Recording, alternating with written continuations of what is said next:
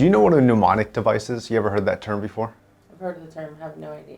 So there's a bunch of different techniques for what it is, but it's basically like a memory retention tool. But one of the techniques is to take something unfamiliar to your brain and assign it to something familiar. It's actually used a lot in poker. They will assign like a card like the Queen of Hearts to something that matters to them, like a family member or something that they just really care about. So the Galaxy Buds look like beans. The Apple AirPods Pro case looks like floss. Mac Pro looks like a cheese grater, and the previous generation looked like a trash can.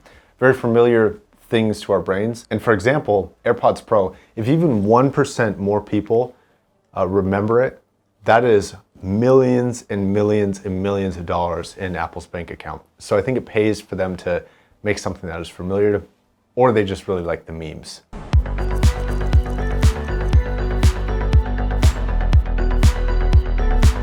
So these are the Galaxy Buds Live, a Bluetooth, wireless, active noise cancellation, in-ear sort of headphone. These are kind of designed to be sort of on the same line as Apple AirPods Pros with a slightly different implementation. Now for me, Samsung has developed a very intriguing product just based off of the design itself, which is quite different than a lot of other earbuds we've seen. Not only for the bean-like shape, but also the fact that there is no stem that goes in your ears. So these are kind of, and they sit in your ear sort of, in a little area of your ear called the concha. They kind of wedge in there to create a little bit of a seal. Now, I will say this about them. They are better than I anticipated that they would be.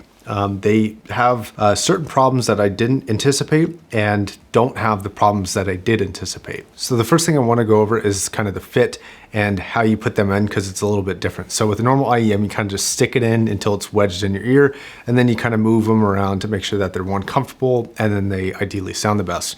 But with these, they don't really work like that.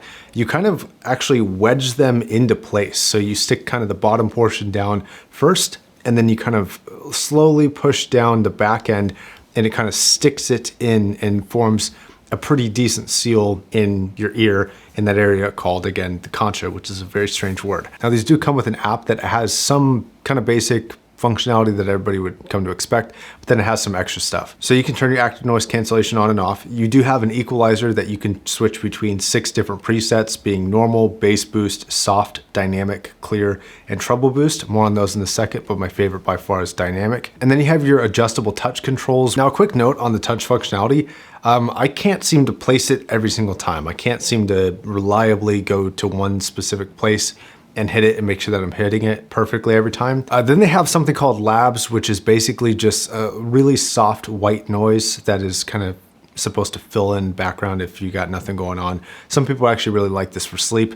I'm not one of them, but some people like it. And then they have a really cool feature, which I'm not sure if is on any other earbud, but it's the first time that I've seen it, which is gonna be Find My Earbuds. So what this will do is it will actually create a chirping sound that's audible from usually about within the same room of the earbuds. So if you leave them in a backpack or in a drawer or in your pants that you wore last night or something like that, this will help you locate it.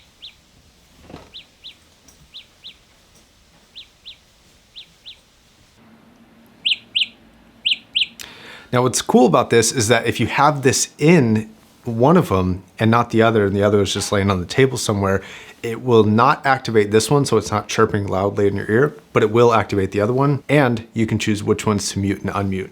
And this feature is not gonna be necessary 99% of the time, but when you really need it, you'll be glad you have it. The case is pretty simplistic, USB-C, they stick in there fairly nice. It's not too big, not too hefty, little indicator light on the outside that actually shows you the battery life for your earbuds, and then an indicator light on the inside of the case that will show you if it's charging or not. And then it'll turn green when it's fully charged, red when it's on the way.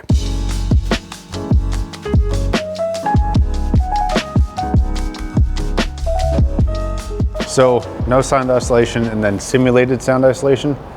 And as you can see, basically nothing has changed. The sound isolation is trash. It's definitely not AirPods Pro level. It's kind of like those Razer Opuses where it's barely any sound isolation. Like it'll block out like a low fan noise or like computer noise, but it's not gonna block out voices. It wouldn't be good enough in a car. It wouldn't be good enough in a plane. So the sound has to be like pretty low and really consistent, Otherwise, this won't block it out. So I wouldn't recommend purchasing this for that feature because it's just simply not that good.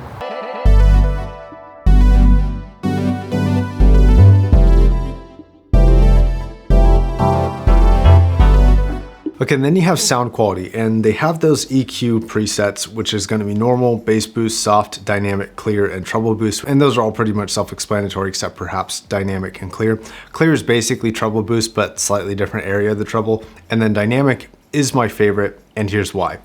So the normal preset, the way that these come out of the box, if you don't adjust any presets on the app, and they do seem to lock whether or not the app is on or off. So if you set it to dynamic, you can pretty much just set it and forget it. So the way that these sound right away is actually kind of bright.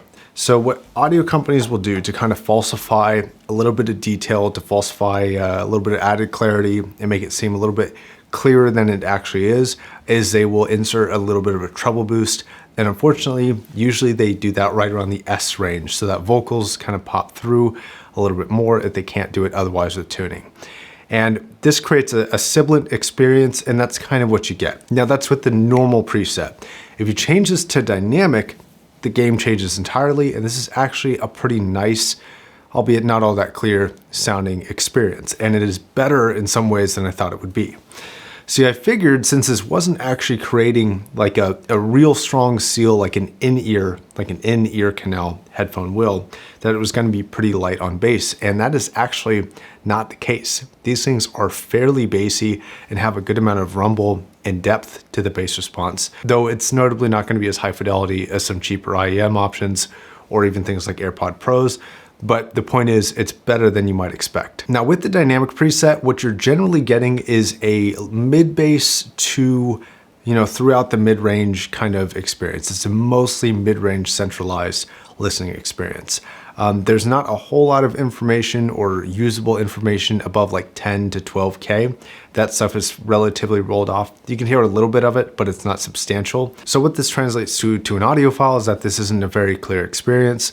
What this translates to the average Joe is that this is going to be covering most of the ranges that you're going to be caring about, and your music is going to be clear enough, bit of vocals there, good bit of rhythm, but it's not going to be doing something substantially better than a lot of the competition at this price range, at least in terms of sound quality. Also, I want to note something about imaging and soundstage. This is heavily dependent about how well you've done your balancing between both sides. And that balancing act is coming from the exact position of the drivers relative to your ear canal. So for me, because everybody's ears are slightly different on each side, my particular pair is like this, your may not be. If they feel the same, the sound is usually tilted to one side or the other. I usually have to tilt or rotate the earbud in my ear a little bit to get the sound to be exactly dead center. And then everything lines up. It's got decent imaging for what it is, and even decent soundstage, which is kind of funny.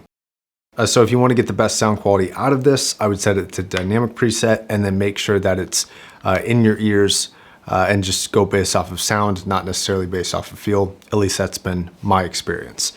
Now, I don't want to harp on them too much for sound because this is a product that solves a legitimate problem for certain people.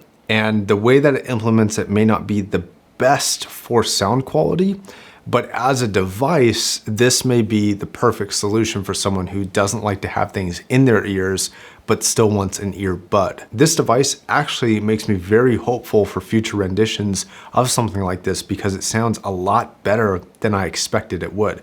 I kind of bought this out of raw curiosity, thinking that it wasn't going to be that great. And it's pretty decent. I would say, not judging on an audiophile scale, just judging on like a consumer headphone scale. The sound quality of this is like a solid 6 out of 10. It's really not that bad.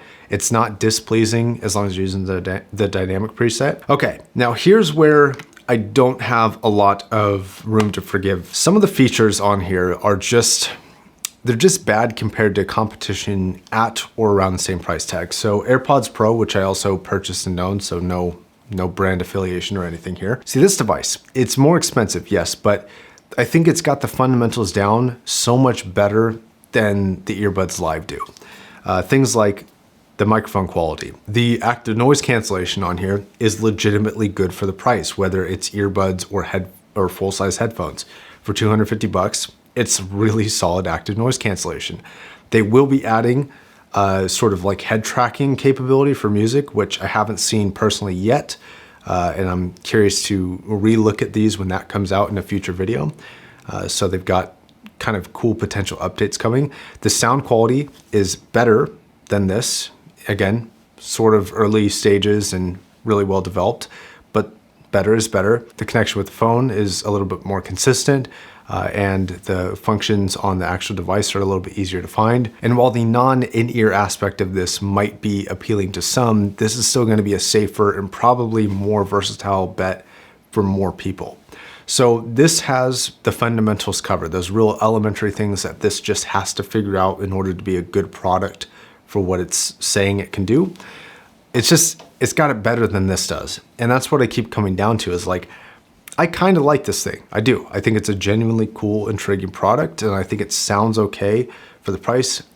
It doesn't blow me away in any particular way, but it's all right.